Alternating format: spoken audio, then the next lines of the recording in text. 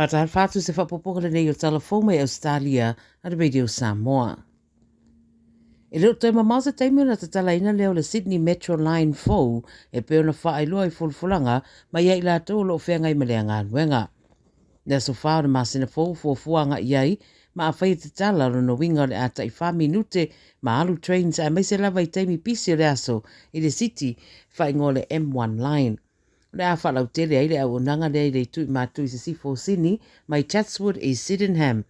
Fa mai pea ma le se fulu lima se 5 kilomita o le laina le ai ui lalo le haba mai o atu le tolu su fitu wafe tangata e ma whena whao ngā ina trains i le teimi au pito pusiri o na pisi o le aso e le ngata i le tae awa o isi teimi pisi o le aso ma pea o atu le whasarau whasfulu lima ma langa a trains i le aso pe a whai ai te talaina le nei au unanga.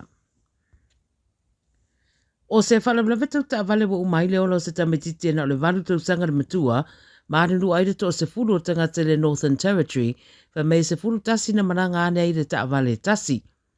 O le ta vale le tu ainga le Toyota Prado, na la vea i le vao Calgary ma la Yamanu, a le itainas fu tasi le tau na nafi. O le tala wha noa noa le umai o le ola o si tamatiti pe o na ta ua, a le isi to o se fulu e le tinga ina tere manuanga. Peta ua ina i li pote fōringa au fiai mare awa malosi le nei whaanawalawe ia mai o mai le temi nei o lo whaia peso e suenga leo leo po le atonu le mafu anga.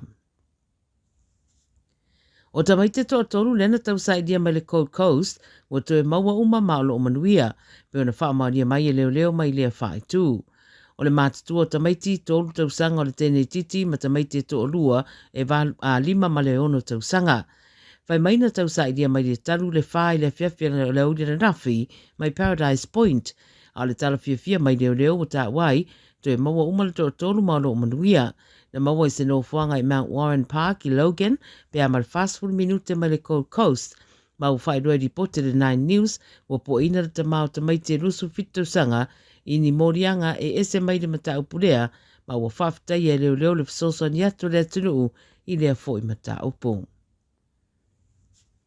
E li masulu atau sanga le matua o se riwa moria leo leo le fasio ti tangata i le mai o le mariwa se tamai valusu fatau sanga le matua i le tu i saute i sasae o merepone.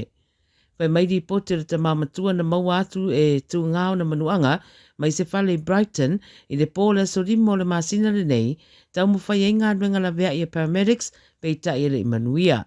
Na pua ina mai eile li masulua tau sanga le le astronafi, ma lo tau fia leo leo i morianga le fasio ti tangata o le ngaoi, ma te tau na tūla i wha amsinonga i le so. Ma le tala mulimuli, o se tasio mata whangata a tele i sini, na maua i eitino maririu o li i whai vai to o lua, whai mai po o le se fultasi le tai awana nafi, na wala wana i le fisosari whaapawave i le nofuanga i Little Bay Beach, ma maua i leo leo tino maririu ia, Fai mai na maua mua leisi e lata i le vaenga i ei maa, a e maua leisi iwa 10 minute munmuriane.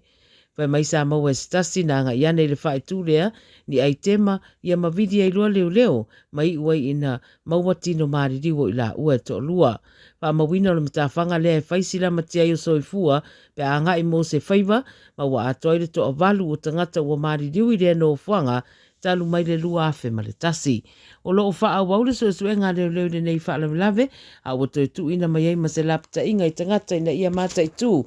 langa o le tau ai maise o le saunga le mū, ia ma wha e te fo i le tau maruru o lo iei le atunu e vave o nā a fia ini wha lawe, ai maise fo i lunga o sami ma le mai. Tala ia le video Samoa walau wha fonga mai le amatango le nei mai aso mai Ausetalia, Whelo e fo i a tai au i seisi wha poponga manuia ngā ruenga amata le nei vai aso.